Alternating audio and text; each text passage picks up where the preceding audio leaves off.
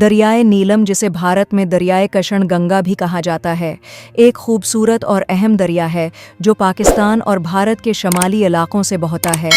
یہ جموں اور کشمیر کے ہندوستان کے زیر انتظام علاقے میں سونمرگ کے قریب کرشنسر جھیل سے نکلتی ہے اور پاکستان کے زیر انتظام آزاد جموں و کشمیر میں داخل ہونے سے پہلے وادی گریز سے ہوتی ہوئی شمال کی طرف بہتی ہے۔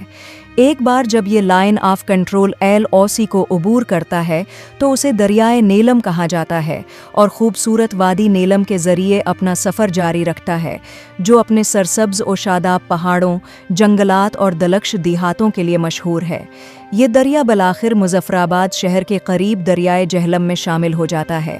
اپنی قدرتی خوبصورتی کے علاوہ دریائے نیلم آبپاشی، پینے اور پن بجلی پیدا کرنے کے لیے پانی کا ایک اہم ذریعہ بھی ہے، جو اسے خطے کا ایک خوبصورت اور اقتصادی لحاظ سے اہم دریا بناتا ہے۔